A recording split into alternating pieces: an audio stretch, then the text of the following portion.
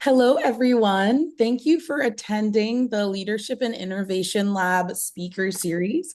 This is our fourth installment, and we are thrilled to be able to welcome Madeline Zhang, who is of MIT, Google, Amazon, and more intellectual heritage who can kind of bring that experience to us.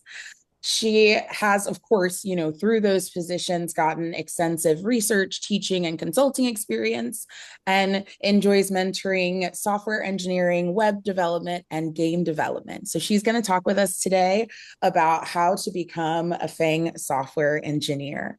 I'm going to hand it over to you now, Madeline. Thank you. Awesome. Yeah, thank you so much for having me.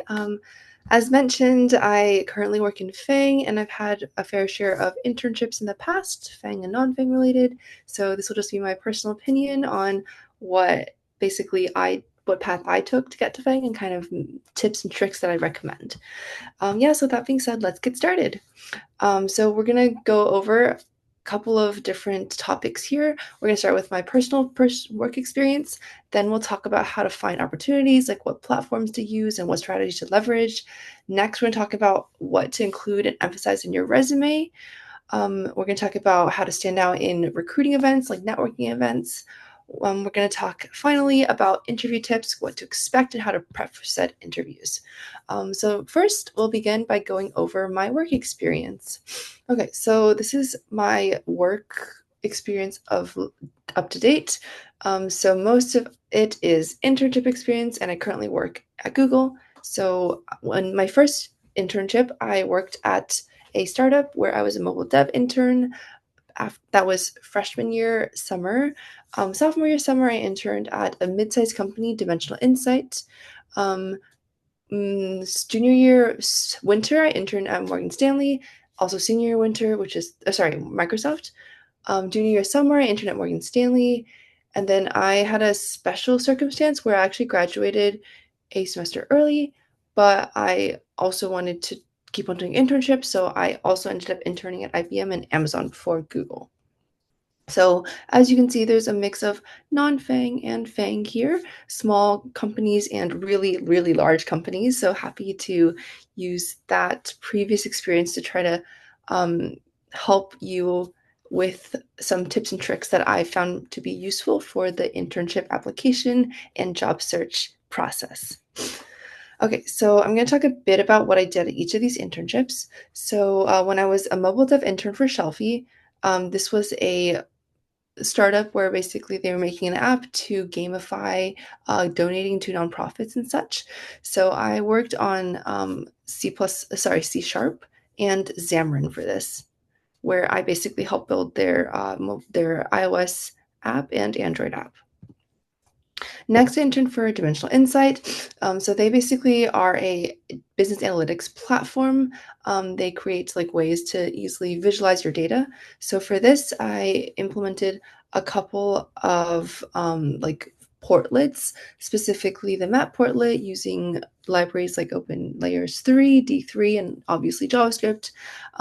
Created the fill gauge and trellis chart to represent data. I interned at Microsoft twice. So for these, I basically was working on similar variations of in the same team and of the same project. Essentially, I wrote Roslyn analyzers, so .NET analyzers to deploy in Visual Studio Mac and Visual Studio to help developers find and remove deprecated Apple APIs and to provide best practice advice for Apple APIs. So this was also in C Sharp, which essentially is one of my favorite languages. Next, I interned as a summer technology analyst for Morgan Stanley. Summer technology analyst is just what Morgan Stanley calls its software engineering interns. So this one was interesting. I actually interned at Morgan Stanley right before Brexit happened. So my work here was compliance related. So essentially, I created basically the dashboard and data sanitization and model schema changes for trade liquidity calculations, and implemented a Python tool to basically move trade data from SQL to Pandas. Next, I interned at IBM. This one, I was a shorter co-op. I basically built testing frameworks for IBM Planning Analytics, which is one of their products. So I use Selenium and JavaScript for that. And the product is TM1 Web. And at Amazon, I worked on the Alexa search content recommendation team. This one, I basically built a Python news clustering tool that uses NLP clustering to compare how the type and the number of news articles Alexa News has over competitors such as Google, for example. Yeah, that was actually ironically the very first time I'd used Python in a work experience, even though Python is personally my favorite language, and I've used Python so much in the job searching and interviews and stuff like that. And now at Google, I've been at two teams. The first team was health. So, for example, we built features that help people find COVID vaccines during the pandemic. We also help build features like the helpline that you might see if you search for a query that might trigger suicide intent or human trafficking, poisoning, a lot of other sensitive intents. Now I work on Google Ads, so I specifically work on the carousel that you'll see in the front page of Google Ads, and you can see that it is, yeah, like if you search for something with shopping intent, so for example, like wedding ring or red dress or couch or something, you'll see our feature with the data and with the merchant offers that we provide. So yeah, for Google, I've been here for around 4 years now. So it's been a really, really fun ride. Next, let's talk about finding opportunities, given, I guess, what you know about my experience. So there are definitely a bunch of different platforms you can utilize to try to find experiences. I'll talk about each of these and kind of my own experience with them. So the first one is career fairs. Career fairs are really useful because they're a way for you to apply to multiple different companies super fast without needing to worry about like, oh, like I need to submit my portfolio to XYZ websites. Oftentimes in career fairs, what happens is you go there, you talk to the recruiter, you hand over your resume just in person, and if they like you, they might schedule you for another round interview immediately after. So I will call out specifically Grace Hopper. That one was a career fair that I went to as a student and also as a professional. Essentially, Grace Hopper is the largest event. I guess the event with the most attendees of women in STEM, essentially. So I found it really useful when I was a student. I think they alternate usually between Orlando and Houston. I think they might have a different locale this year, but essentially, I thought it was really cool to go, not just for job searching, but also connect with fellow women in STEM and to go to panels and to go to the after parties and things like that. So, anyway, Grace Hopper was one of my favorite career fairs that I've been to. In general, however, my university had a bunch of career fairs where essentially different companies would just all go into one of the large venue spaces in my university and then would have a booth and you could talk to people in the booth and you could submit your resume and such like that. So career fairs would highly recommend. Also, definitely if you go to a career fair, be prepared. So have your elevator pitch. Definitely dress business casual if you can. Definitely have copies of your resume if it's in person, and to make sure that you keep track of which companies you've applied to and which ones that you might want to follow up on. Usually, oftentimes, they will basically let you apply there, but sometimes they'll be like, oh, like, well, we'll have your resume, but please still be sure to submit something online. Actually, that happens quite a bit now I think of it. So yeah, make sure you not only send in your resume in person, but you also apply online if they ask for that. Okay, so that's one platform. The second platform I recommend is hackathons. So even though the primary purpose of hackathons is not job searching, I will say that some opportunities do arise. So company sponsors in hackathons sometimes are there to try to recruit for students to for their university positions. So definitely would recommend spending time networking and talking to the company sponsors in any hackathons that you're going to. Obviously, still spend most time doing the actual hackathon, but if you have free time, check out their booths, get that free swag if they exist, and kind of talk to the company about if they have open positions. Another type of hackathon I recommend is several companies that I interviewed with. Actually, instead of having a technical interview, a traditional one, they would have a hackathon where basically you were placed in teams and you had to build products. And then if that product was good, you might get a job offer out of that. So that's a non-traditional way of the job interview that I personally only participated in once, but I found very intriguing. Next, let's talk about online student portals. So some portals like Piazza and Handshake have opportunities that are specifically geared towards students, specifically perhaps students in your school. So I think Handshake was the one that my school used to apply to things quite directly. Piazza Careers also has good opportunities. I think I actually got an invite to a hackathon from Piazza through the Piazza. I was reached out through the Piazza Careers platform. I think you can upload your resume, you can upload your experience and things like that. And finally, LinkedIn. This one, is pretty standard, but definitely feel free to reach out to recruiters directly on LinkedIn. Also, feel free to keep your information the most up to date in LinkedIn, and I think set your job status to like looking or open to work and things like that. Oops. Now let's talk about the strategies for those specific platforms. So I kind of already mentioned this, but career fairs, definitely recommend printing out your resume, sending it to a wide range of companies, not just to companies that are your dream company. This is because sometimes I found companies that are super cool that I hadn't considered working for until I went to the career fair. And also, sometimes you just want to practice your elevator pitch over and over again until you get to companies that you really, really want to work for, right? So just having, I think, more practice is always good. Would recommend deprioritizing large companies at career fairs just because not every single large company, but a large number of large companies don't actually recruit super actively at career fairs. It's kind of just for them to like get some resumes and tell people to apply online. So I mentioned this because like when I first went to a career fair, I think I stood in one of the FAANG company lines for forever. And turns out they just had free swag and they didn't actually have a way to directly apply there. So yeah, a lot of people go automatically to the big name large companies. I'd actually recommend targeting the smaller to mid-sized companies. Yeah, seeking out interview. So I mentioned that a lot of companies actually offer job interviews during the career fair. So even if the recruiter doesn't mention it, I would ask explicitly, oh, like, are you doing interviews for this job fair? If so, how do I sign up? Yeah, hackathons, talk to your company sponsors, see if they're hiring.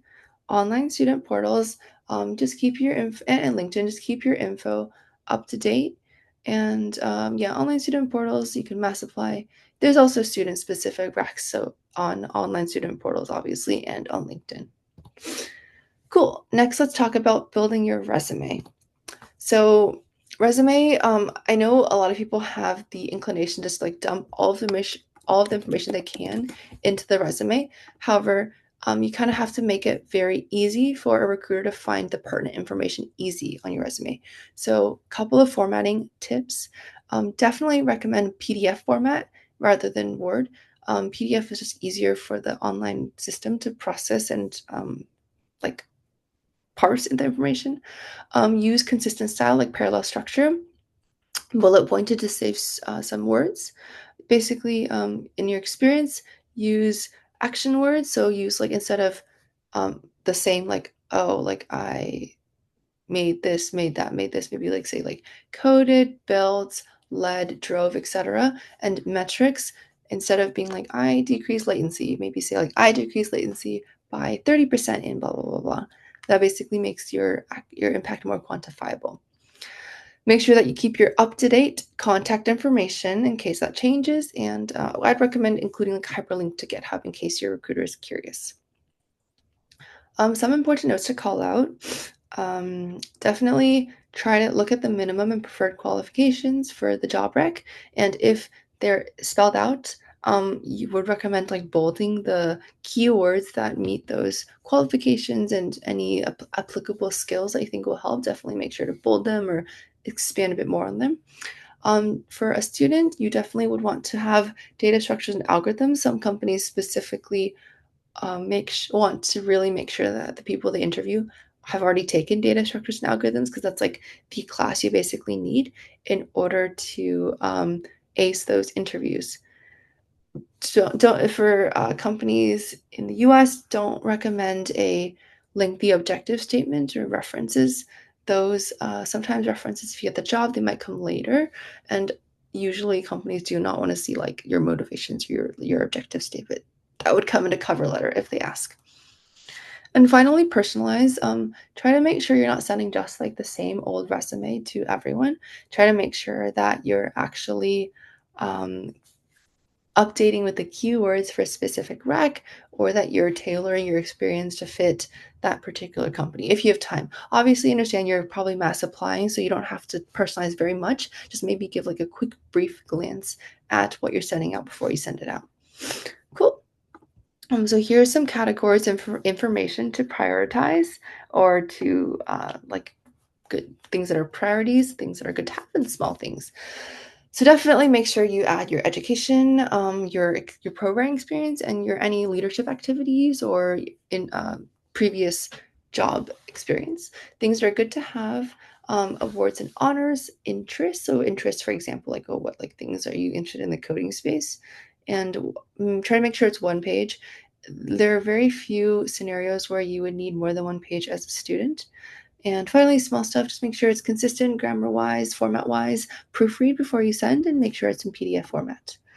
The general like layout of a resume is first education. So you put your education, like I went to MIT, for example, put your technical skills, then work experience. So even if you don't have other job experience, if you do, great. If you don't, you can put like TA positions or research positions, like if you were in undergraduate research at your university, something like that. Projects. So this could be either class projects that are capstone or look good, or they can be personal side projects. And finally, leadership and activities. If you are a student, like if you are a member of a club, a ZEC role, or something like that in your university, that'd be good to write there. Yeah, so what if I don't have any work experience? Because obviously you need if you need work experience to get work experience, that's kind of a closed loop, right? So like I mentioned, there are a couple different opportunities. For example, you could put those like TA positions, research opportunities. Tutoring is also a great one. If you participated in programming competitions or hackathons, you can put that there. Hackathons are a great way to build personal projects, so class and personal projects. Also, finally, if you are part of any developmental programs, that might be useful to have.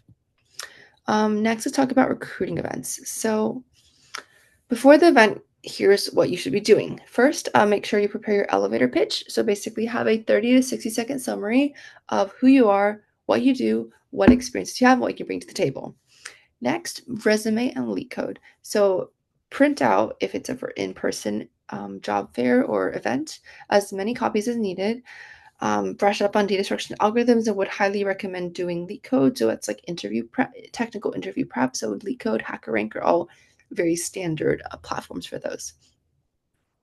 And finally, research. Don't just apply to like everything. Definitely look at specific companies. Oftentimes, these fairs will give you like a pamphlet where you can look at what each company is and kind of what roles they have, and come up with specific questions if you can. At the event, definitely don't rush yourself. Make sure you get there early so you have plenty of time, and have a game plan. Know which companies you're trying to target.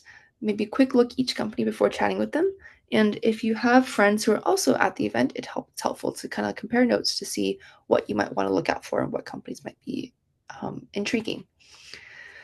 Next, let's talk about interview tips. So this is when you actually apply, get the interview. So here is this typical process of a software engineer interview loop. Essentially, you first submit your resume. You then pass a coding challenge. Usually they're on something like maybe HackerRank or other, or like a Notepad or like Google Doc or something, depends on the company. If you pass that, sometimes you'll have a phone screen, um, usually 45 minutes, usually technical question. You might have some initial interviews as well that include technical and behavioral. And if you pass those, you might go to an on-site, which is a final round, oftentimes like full or like at least 4 to 5 interviews. And finally, when you get the offer, then you can negotiate salary and such. So this is a very typical process. Keep in mind, every company is a bit different. Some companies might have more or less uh, more or less steps essentially. So, what exactly is a technical interview? So, technical interviews are basically for the company to determine if you have your technical know how. They're usually 45 minutes to an hour, usually 1 or 2 technical interview questions. And at the end, oftentimes companies will build in 5 minutes to ask if there's any questions that you have. So, for example, there's algorithm questions, so your standard LEET code question. Sometimes they'll have like coding questions. So, for example, there's companies that will like basically ask you like questions on existing code and how to fix it. And finally, this is less typical for student interviews, but sometimes occurs system design. So basically, can you reason about how to design a system from scratch and answer questions on things like maintainability or scalability, what like kind of database to use, etc., and like design trade-offs. So before your technical interview, definitely know your stuff. So try to brush up on algorithms and data structures. Make sure that you know how to program in a typical language. I personally use Python, but you can use anything. Most companies are language agnostic at this point. Know things like big O notation in terms of runtime complexity and memory usage. Definitely practice. So I recommend finding practice problems.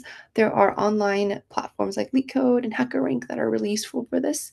Would recommend whiteboarding. So this is like you literally go in front of whiteboard and write out your solution. So oftentimes companies won't let you actually code.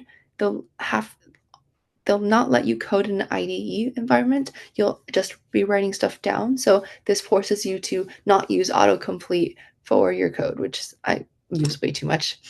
And finally, mock interviews. You could get a friend to interview you. They don't even have to know coding. If you just want someone to like sit there and give you the interview question while you talk through it, and simulating that interview environment is very useful.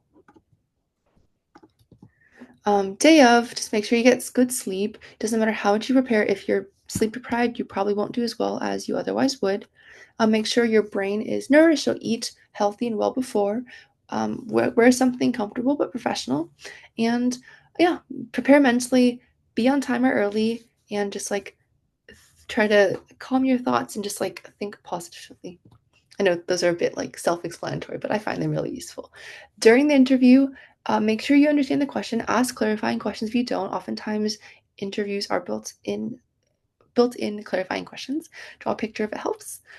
Use your familiar programming language, and would recommend asking ahead of time if you can use whatever language. Oftentimes, the recruiter will ask for your language of choice so they can match you to an interviewer that is familiar in that language. And finally, verbalize your, or not finally, but verbalize your thought process. Understand that no one's gonna hopefully expect you to know the answer right away. They want to see how you think instead. So don't just like keep all your thoughts in your own head. Make sure that your interviewer is in the loop of what you're thinking, the pros and cons, and things like that. Oftentimes, they might want to give you hints, which could be useful to help you solve the problem fast. If they see that you're going down a completely different path of reasoning. But yeah, if you don't say your thoughts out loud, they have no way of knowing if you're on the right track or not. Um, Basically, would often recommend solving it brute force first. So you have like some code written and then asking if they want the optimal solution. Yeah, so like don't think about only writing down the optimal solution. Definitely you can write down a solution first and then work on optimizing that for your for your final answer. And yeah, if you're stuck, if you're having trouble, definitely ask your interviewer for a hint. Oftentimes they're happy to help, they're happy to nudge you in the right direction. refine as you go. Again, once you have your brute force solution, then you can see if you can make it better. Scan for any like tricky bugs.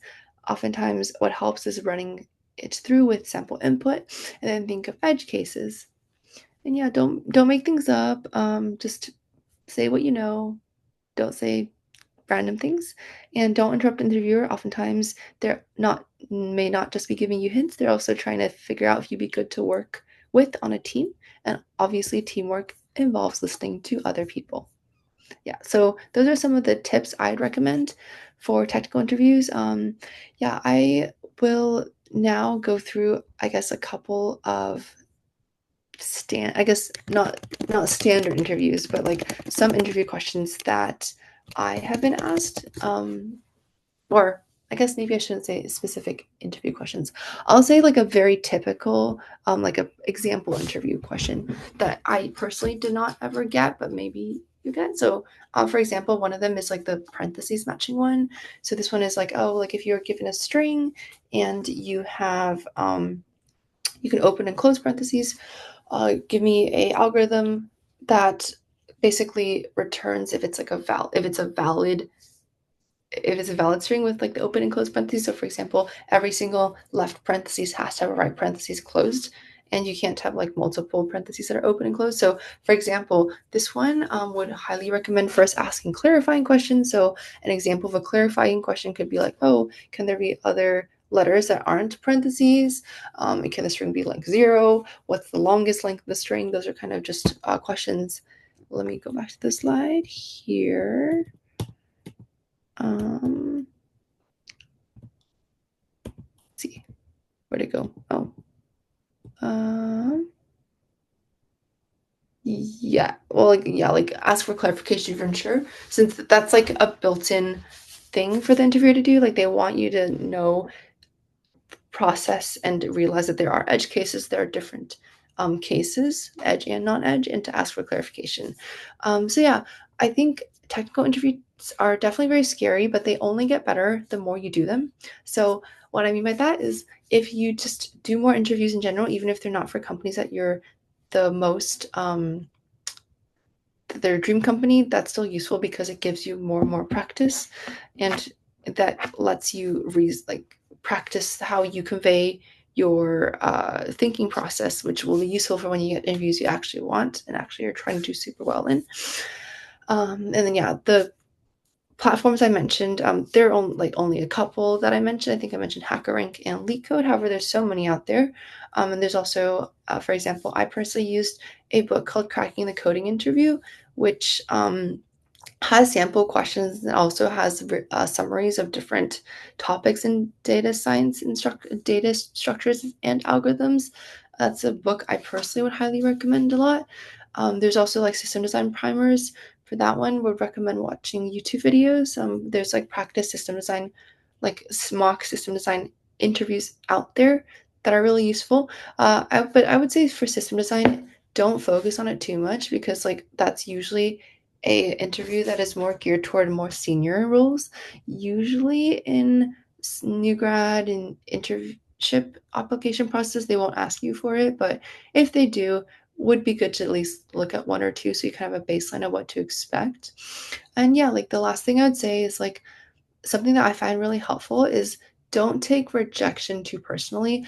So what I mean by that is like I mean I've gotten, my fair share of uh companies. Let me see where this is the slide. So I've like interned at quite a few places, but out of these acceptance, like these are specific acceptance, right? I got like literally hundreds of rejections throughout my application process. And I would say that it feels bad at first to get rejected and you might like question your ability and such, but I can promise you that's like nothing personal. It's a numbers game. Even the best engineers, even like the people who get the most like cool internships, oftentimes have to go through rounds and rounds and rounds of rejections from other companies. So something that was preventing me from applying early on in the past was like I was like always felt really bad if I got rejected. But in the end I realized that, oh, like if I just go for it, like it's fine if they reject me. It doesn't mean that I can't apply the next year. It doesn't mean that I am anything less of a good engineer. It just means that it's a numbers game. There's so many things that I can't control that could affect if I get an offer or not. The least I can do is the what I should do is just don't let the rejections get to me, apply to all the different places, and then see which offers I get. So that kind of mindset change really did help me. And I think that was something that really made it possible for me to get a lot of these internships, just like not being afraid to get rejected. Another tip I would say is don't apply only if you think your resume is perfect for the position. Oftentimes, there's like minimum requirements and preferred requirements. You don't actually have to meet either. Like, obviously, you definitely don't have to meet the preferred requirements. And a lot of the time, they will still give you a chance, even if you don't meet the minimum requirements. So, I wouldn't say just apply like out of the blue if there's like nothing that no experience that you have that would fit the role. But I'm saying like if there's just like one or two bullets of something that they want that you don't have, would still recommend applying. Oftentimes, like they kind of put like their dream candidate with the dream qualifications they have, and not sometimes they don't actually have that dream candidate, so they'll actually consider everyone. So yeah, with that being said, thank you so much for listening to me. Definitely let us know if you have any questions or anything like that. Yeah, thank you for listening and hope you have a great rest of your day. Bye. Awesome. Thank you so much. That was wonderful. I am going to go ahead and pop everybody out. All right. Thank you. That was amazing.